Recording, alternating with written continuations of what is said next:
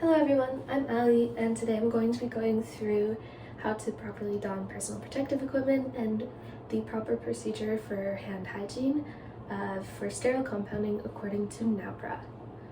And so before we begin, here's a quick rundown of all the required objects you'll see me use during the demonstration. So first we'll need a nail brush, and then we'll also need a hair cover / bonnet, and then a simple hair elastic.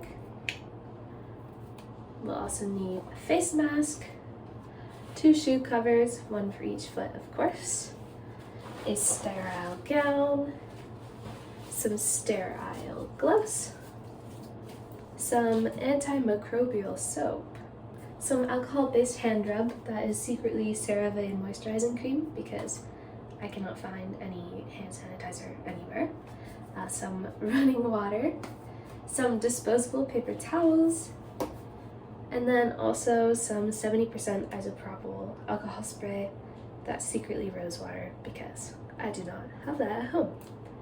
Now that you know what we're working with, let's dive into the process. Now before we enter the clean area, proper preparation actually begins on the dirty side. So first I'm going to remove all accessories. That goes for rings, watches, bracelets, and earrings as well.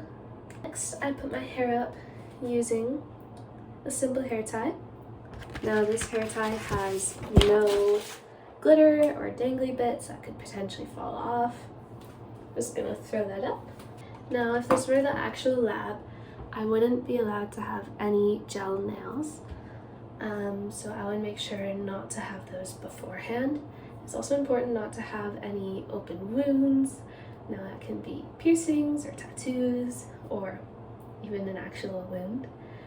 And so now that that's all taken care of, my hair's up, I'm going to put on my hair cover, secure any stray hair, a face mask, and with this face mask I will loop it over my ears, bring it up and over, and then pinch it on the nose of my bridge, and that will capture any respiratory droplets. Okie dokie. So there will be a line of demarcation in the actual compounding area, and I'm just in my bathroom, so I don't actually have one, so we'll just pretend. Use this door frame.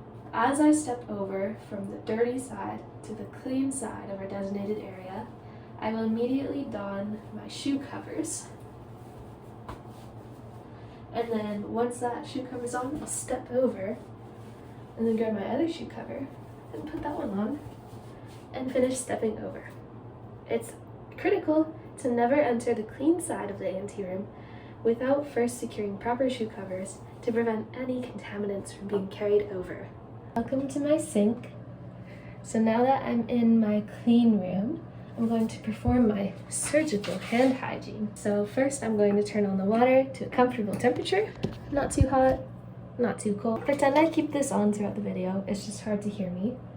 But you want to notice how I orient my fingers upwards because I want to prevent the water runoff from recontaminating the clean areas throughout.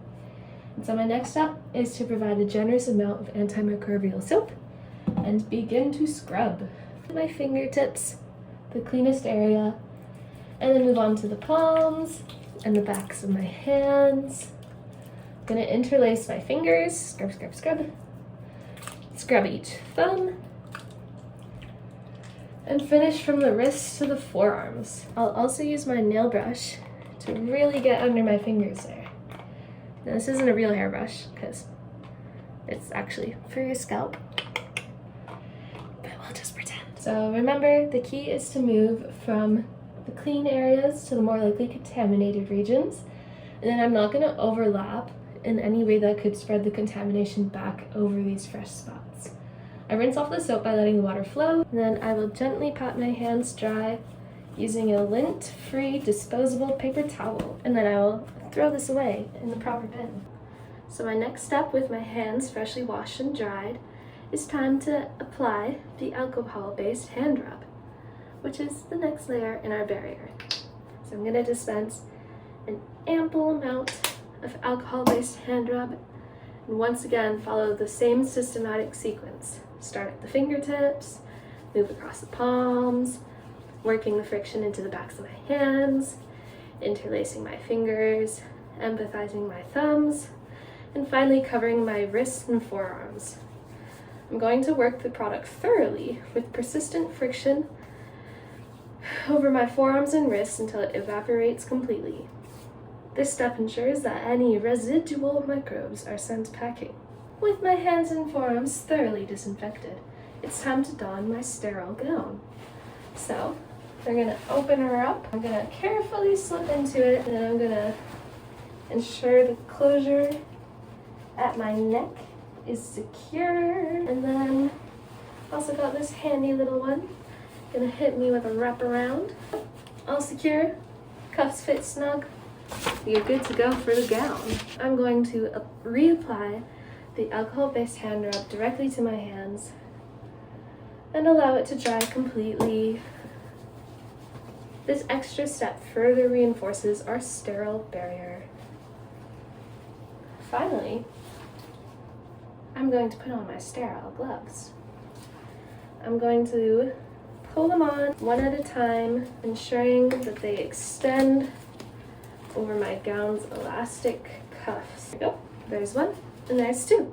That will form an unbroken sterile barrier. Except, first I have to inspect the gloves meticulously for any holes, tears, or other defects.